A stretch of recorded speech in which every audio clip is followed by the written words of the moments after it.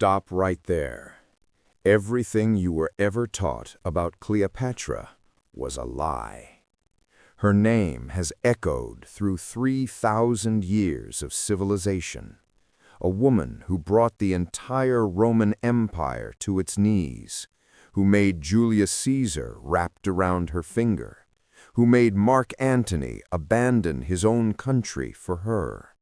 And the best history could do was call her a seductress, because the people who write history also decide what you are never supposed to find out. Here is the part that nobody told you. Cleopatra was not Egyptian. Her real face has never been seen by the modern world, and her true identity was buried so deep, so deliberately, that even today the most powerful institutions refuse to talk about it. This is the story of a truth 2,000 years in the making. Egypt, 69 BC, a civilization already ancient beyond comprehension. The pyramids at Giza were older to Cleopatra than Cleopatra is to us today. She was not born into the beginning of something. She was born into the long, slow dying of an empire. The Ptolemaic dynasty was not Egyptian. When Alexander the Great swept through Egypt in 332 BC, one of his most trusted generals seized Egypt as his prize and declared himself its king. From that moment forward, for nearly 300 years, Egypt was ruled by Greeks. The royal court spoke Greek, married Greek, worshipped Greek gods. For the vast majority of Ptolemaic rulers, Egypt was a possession, not a homeland. Cleopatra was the seventh ruler in her line to bear that name, daughter of Ptolemy XII, a man his own people mockingly called the flute player. She was born into a palace of whispers, of poison, of siblings who would one day try to destroy her. She was not Egyptian, at least not in the way you have been shown. But here is what nobody asked. If she wasn't Egyptian, then what exactly was she? Because the answer to that question is where this story gets truly dangerous. They married within the family. Brother wed sister, cousin wed cousin. A deliberate strategy to keep power locked within a single genetic circle. By the time Cleopatra was born, the Ptolemaic line had been folding inward upon itself for generations. Her father's identity is reasonably documented, but her mother? Nobody knows.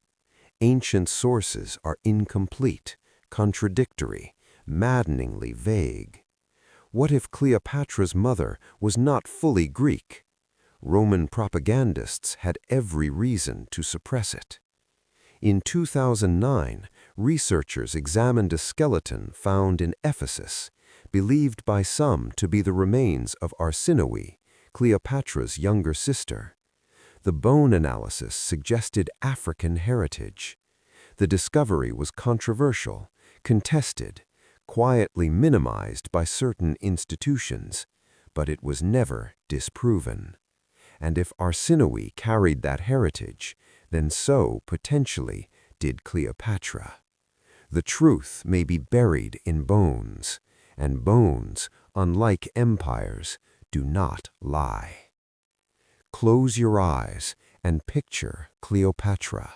You see her, don't you? Dark eyes, olive skin, impossibly beautiful.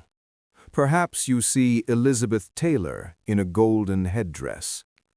Now here is a question nobody asks. Who decided she looked like that? Because the oldest surviving portraits of Cleopatra are not paintings, they are coins.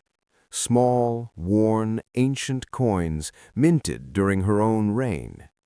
Images she herself approved.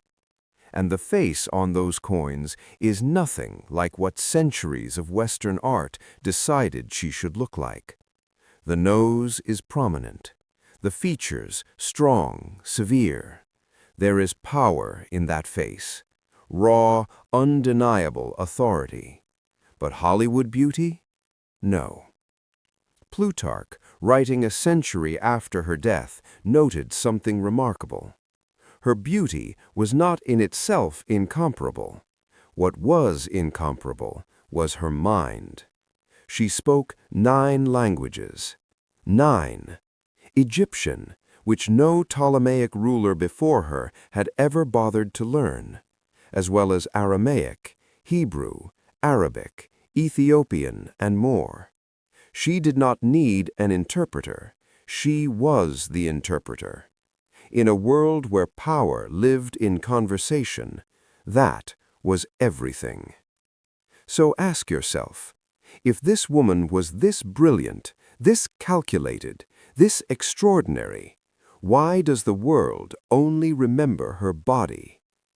The answer is coming, and it is darker than you think.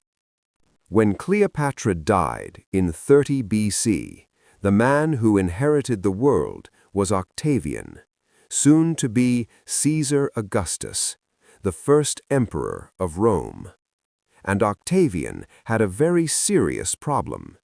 He had just defeated a woman, a foreign queen. In Roman culture, a man who struggled to defeat a woman was an embarrassment, unless he could reframe the story entirely. So his writers went to work, and what they did next is one of the most successful propaganda operations in history. Cleopatra was recast. No longer a brilliant multilingual diplomat who held her country together for 2 decades. Now she became a seductress, a temptress, a dangerous Eastern enchantress who had corrupted great Roman men not through intelligence, but through dark, foreign, feminine manipulation. The narrative was so perfectly constructed, so devastatingly effective, that it survived 2,000 years. Let that sink in. Roman propaganda, written by men with everything to gain, has controlled how we see her to this day. What it erased was the administrator, the economist, the military strategist, the mother, the philosopher, the woman who could walk into a room and leave having won. Octavian did not destroy Cleopatra. He did something far more sinister. He replaced her with a fiction, and the world never questioned it. But here's the part of this story that almost never happened. Cleopatra was the last independent ruler of the ancient world's most storied civilization. After her death, Egypt became a Roman province. 3,000 years of pharaonic culture collapsed into an administrative territory. She was not merely a queen, she was the last firewall between an ancient world and its total erasure. And she nearly held. In her final years, she was not mourning a love affair, she was running a war. She attempted to use Roman power against itself, to play Antony against Octavian, to build a Greco-Egyptian empire that could challenge Rome itself. She almost succeeded. If the Battle of Actium had gone differently, if a single wind had shifted, if one general had held his nerve, the world you live in today might look nothing like it does. She was that close. And when she realized she had lost, truly, finally, irreversibly lost, she did not beg. She did not surrender to be paraded through Rome in chains like a trophy. She chose death on her own terms. Even at the very end, she refused to be owned. So why does any of this matter to you, right now, today? Because Cleopatra is not just ancient history. She is a warning. What was done to her image was not an accident of time. It is a pattern applied with devastating precision across powerful women across the entire arc of recorded history. We took a woman who commanded armies, negotiated with emperors, and held a civilization together, and replaced her with a woman who simply seduced men.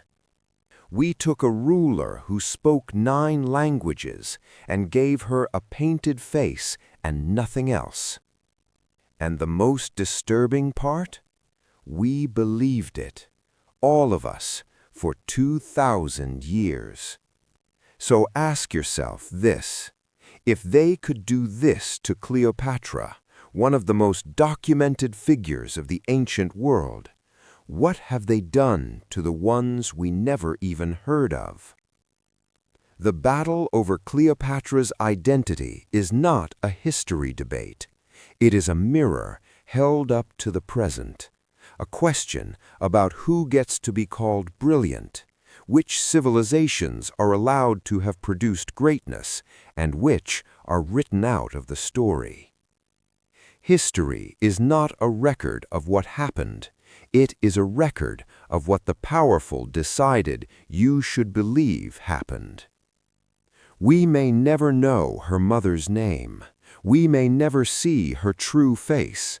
We may never know what ran through her bloodline, what she looked like by firelight, what she whispered to herself in the final moments before she died. But we know this: she terrified the most powerful empire on earth so completely, so absolutely, that they spent the next 2,000 years rewriting who she was. And perhaps that frantic, obsessive, desperate need to control her story, even after her death, is the most honest thing history ever told us about her power. They could conquer Egypt, they could not conquer her. And 2,000 years later, in every argument about her face, her blood, her identity, her race, she is still here, still fighting, still winning. The question was never who Cleopatra was. The question is, why are we still so afraid?